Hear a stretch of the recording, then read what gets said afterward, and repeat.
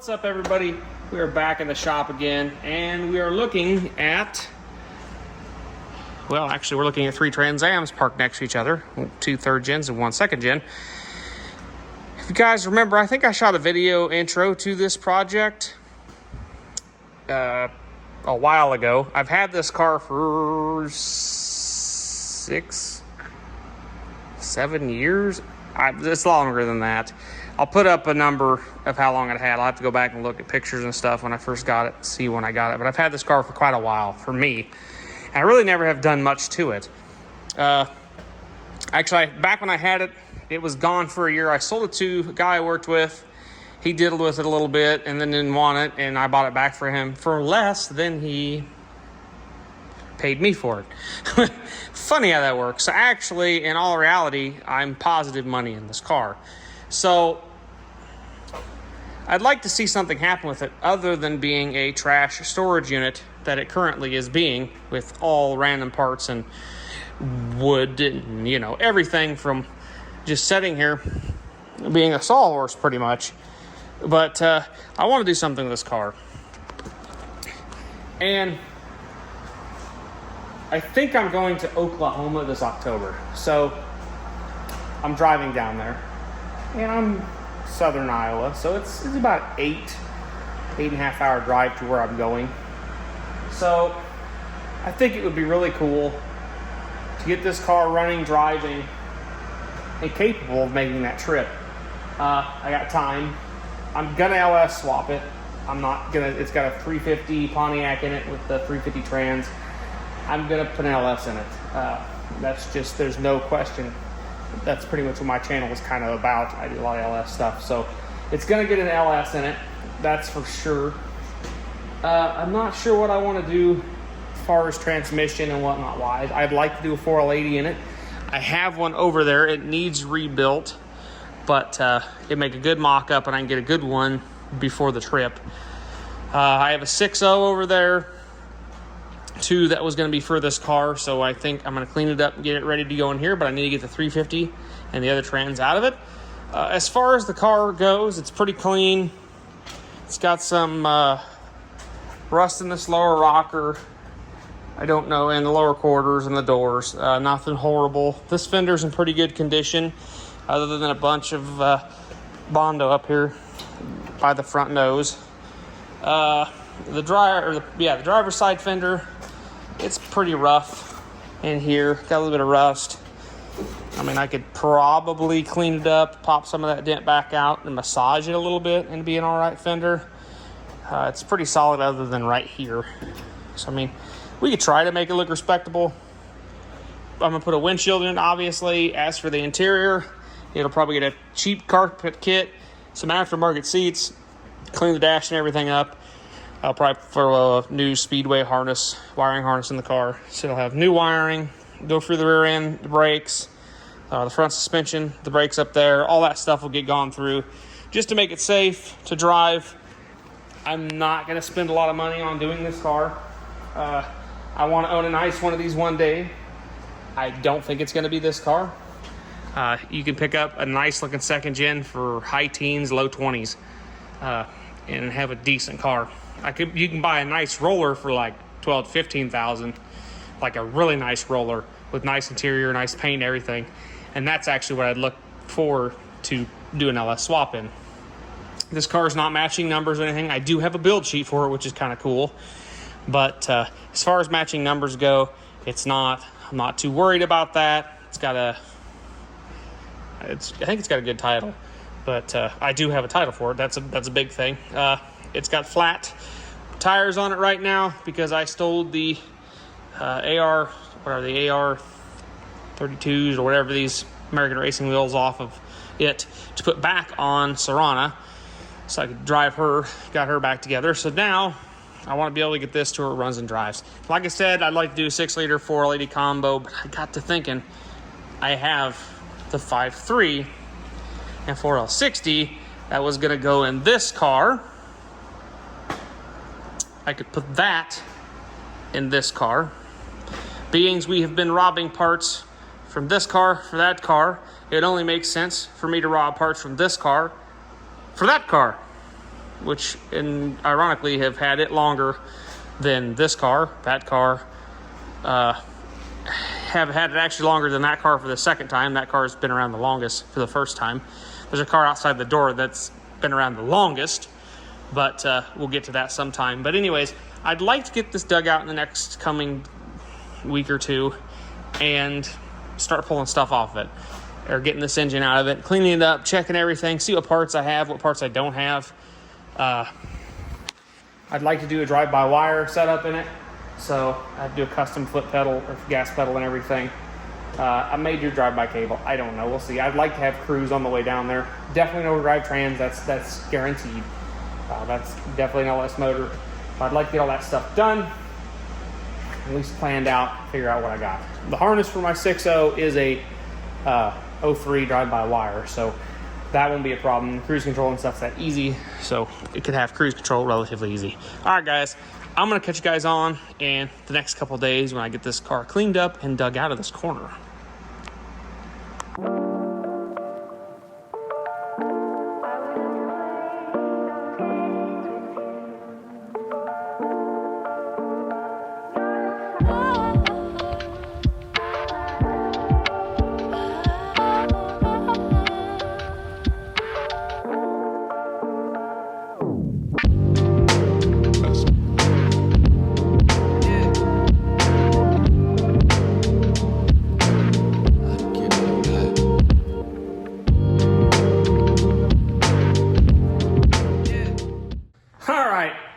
We got it drug in here, as you can see in the previous clip. Getting it cleaned off and getting up on these stands was kind of a fun ordeal. I had to air up these front tires like 3 times before I could get it in here, because they're already going flat as we speak. But now my goal is to tear into this thing a little bit more and get that Pontiac 350 and I believe Turbo 350 trans out of this thing. I do want to go through the interior. I don't remember what parts I have for the car, so I think I'm just going to go ahead and start tearing into this thing. So yeah, let's do that.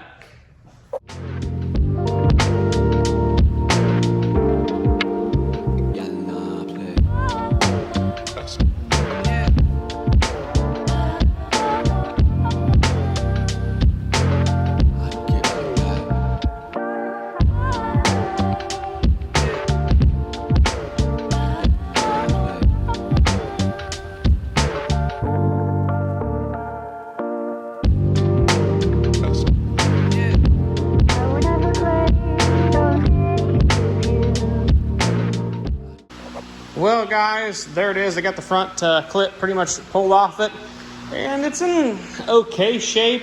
A lot of stuff just needs bent back and massaged a little bit. As far as the front cowling and stuff, doesn't look too bad. Little surface rust right there, but it feels pretty solid. Looks pretty solid on the other side there. That's always a good thing, because we know the doors are pretty rough, and so is that rocker in the lower quarters. But you know, that's not horrible rust. Few spots on the floor, but I mean, I think this car's an 80. This car's what, 40, gonna be 45 years old. Probably is 45 years old, actually. So, you know, I'm not sure where it's all been either, so who knows. The front subframe looks to be straight and pretty decent. I don't know, once I get the engine off there, I'll be able to tell this gigantuan Pontiac 350 with a Turbo 350 with a it's a BOP, because this is a Pontiac engine, so yay. But we'll pull that out of there, and I'm debating, I'll probably pull that out of there and clean up the rest of the cowl and stuff, and like what I said, clean up the rest of the cowl and the frame rails, and just shoot a coat of paint on it kind of nicely.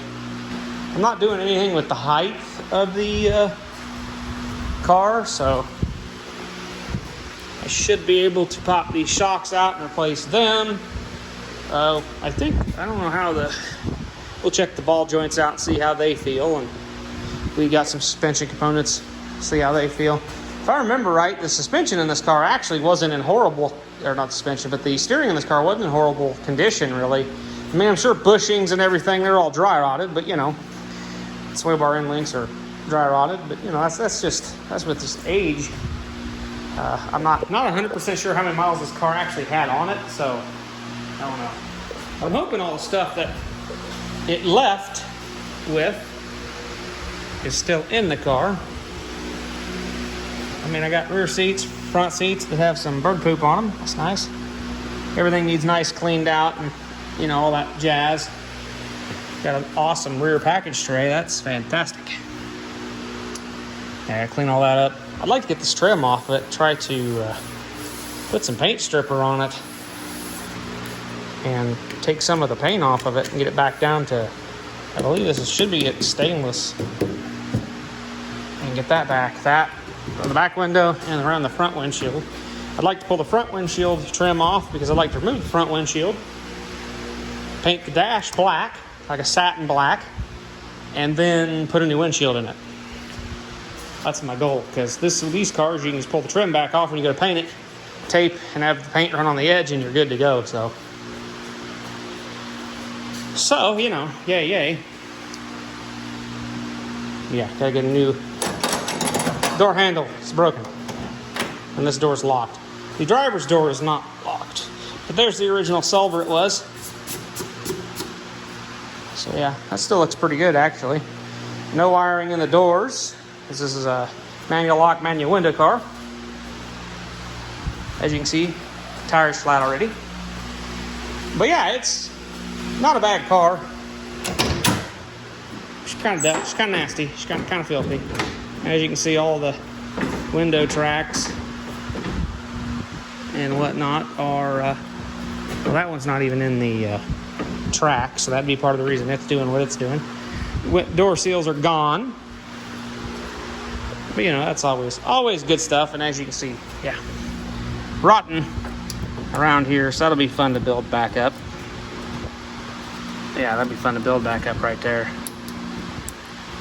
But I'll probably grind this down a little bit, the edge off where it curls over, and just patch a square piece in there. See how I can do it. See how bad I can screw that up. Then we got this awesome bit of rust there. That was actual metal. I'm not real sure why there's so many pieces of metal right there. But yeah, there's a lot of Bondo there. Gotta get that cleaned up.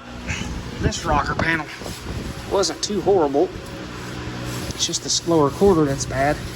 Yeah, this rocker panel wasn't bad. Like I said, a couple spots on the floor.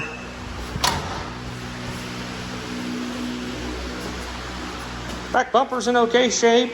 The trunk lid's not too horrible. Had an antenna here that kind of bubbled the paint, but I think a lot of that'll sand up decent. A couple dents here and there.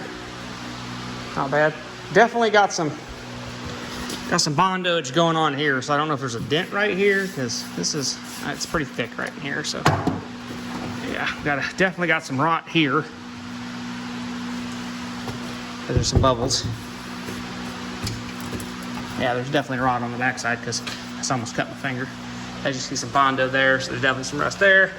And our rocker panel's leaving. It's left pretty much all the way across there. So yeah, yay. So yeah. Drum brakes in the rear. I believe we have all the studs, and yes, I believe this is standard bolt or standard lug studs, and I got metric lug nuts on there. You know, that's probably why I had such a hard time getting them on there. I forgot this car is just old enough to probably have standard lug studs on it. I don't know. I'll have to do some hunting, but I'm pretty sure it does. And I believe this has all of the, yeah, all the rear had the lug studs. The front don't, but I'm putting new rotors on the front, so it don't have to have all the lug studs because they'll come with the new rotors. So, all right, guys. I think that's a good place to call it for a video, and we'll catch you guys in the next one. I'm trying to do this one cheap as possible. I know that's what I said on the red Trans Am. It kind of got out of hand, so I'm sure this one will get out of hand too. It's missing a lot of bolts.